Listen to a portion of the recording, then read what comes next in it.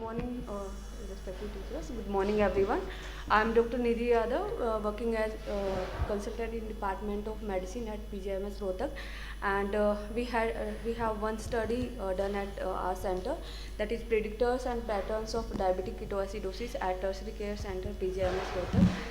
So, diabetes is rapidly becoming a common metabolic problem in both urban and rural population worldwide, and it is diabetic ketoacidosis and hyperosmolar non-ketotic coma are the two most common and acute complication of the diabetes mellitus.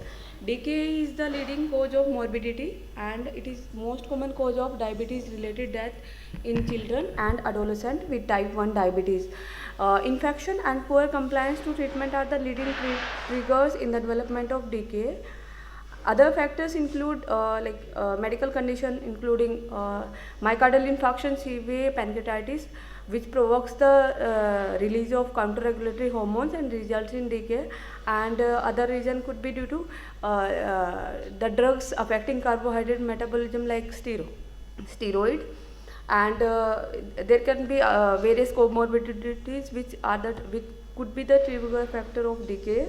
Therefore, in this study we plan to evaluate the profile of precipitating factor leading to decay, the incidence of decay, and to decrease the mortality due to lack of information about diabetes mellitus among people through various education programs, through improved medical care and access to medical devices.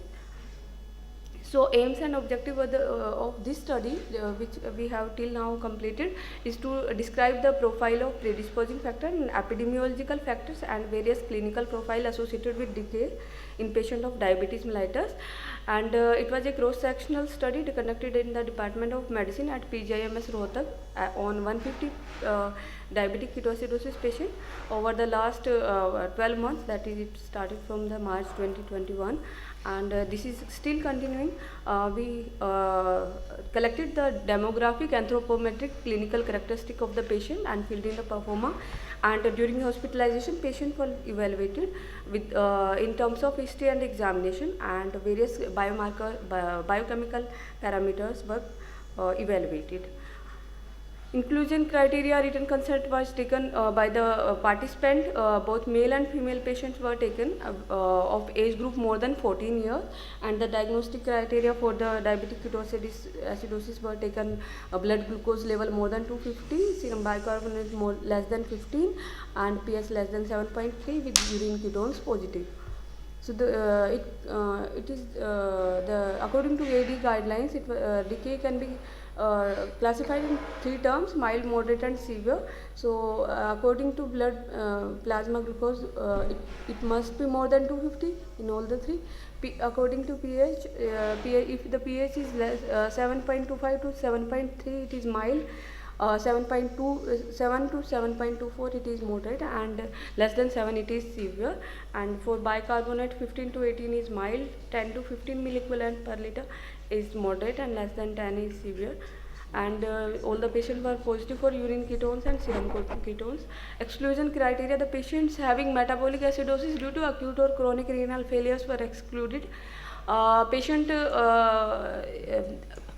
If the ketoacidosis is likely to be, if the patient is taking like drugs like acetazolamide, thiazide, steroids, salicylate, iron, or isoniazid, so drug related metabolic acidosis should be excluded, would be excluded. And the patient developing alcoholic ketoacidosis or methanol poisoning or ethylene glycol poisoning or paraldehyde intoxication will be excluded, as well as starvation related acidosis and non-ketotic hyperosmolar coma. So the summary is, the majority of the patient belongs to age group 20 to 40 years, followed by, that is 36% were in the 20 to 40 years, followed by 40 to 60% in 28% patient. Mean age in the study was 40 years, and our study had male predominance. In the common complaints, most common was pain abdomen in around 60% of the patient. I have graph and I will show. And followed by fever, 52% patient, and followed by vomiting in 56% patient, followed by fever in 52% patient. Nidhi, You only have 1.5 minutes left, just reminding you. Sorry, ma'am. Time. Okay. 9% patients were newly diagnosed. According to treatment, 47% patients were on insulin, while other patients were on OHA. In this study, majority of the patients who developed decay were having HbA1c of more than 9. So this is the graphs. Infection were most common trigger factor. 45% drug defaulter were 27. And this is the distribution of complaints, where pain abdomen is the most common, followed by vomiting, followed by fever in these patients.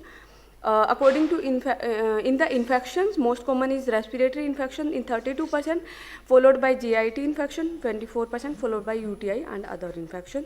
So in HbA1c, more than 68% patient had HbA1c of more than 9. In the this is the same. So conclusion is, most common presenting complaint in the patient were vomiting and pain abdomen, followed by vomiting, precipitating factor for infection and non-compliance to treatment, and around 9% patient has decay as first presentation.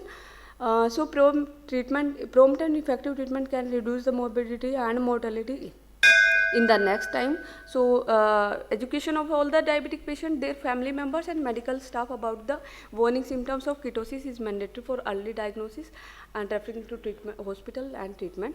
And we are continuing this study for biochemical parameters and correlation between the biochemical parameters and mortality in the next coming year. Thank you so much. Nidhi, one question. Why did you do the study? Is the patients presenting with DK in Rohtak any different from anywhere in the world? No, but it was for like incidence and for the mainly for education related purpose, so that in the next time they become more aware, and if they can prevent decay, like due to non-compliance of treatment and due to like infection, if they can come earlier than previous. What percentage of your patients were type 1? I just didn't mention about type 1 and type 2. Both were taken, sir, and I have not like differentiated between that one. I should. Because your cutoff is, I think, more than 14 years of age. Yes, sir. Both type 1 and type 2 both were taken. Are still having and presenting at a little later, earlier age also. Yes, sir, I know. Continue with him. The mean age is 40 years. You must have compared with the In our study, sir. studies. It looks a little bit high because probably you excluded too many type 1 patients less than 14 years. Yes, sir. More patient will be. Reason for that? Why did you exclude patients? I think, sir. I am from medicine department. Pediatrics. We are admitting those patients only, adult patients only. Any idea how many of them are on premix and how many of them are on basal bolus? Sir, I have not included in this study, but we have taken the data. One question from me, Nidhi. Can you tell what your study design is? We took all the patients, and it is cross-sectional just study. name your And study design. we all cross-sectional study, and we took the patient for follow-up, and we are following up those patients. Thank you.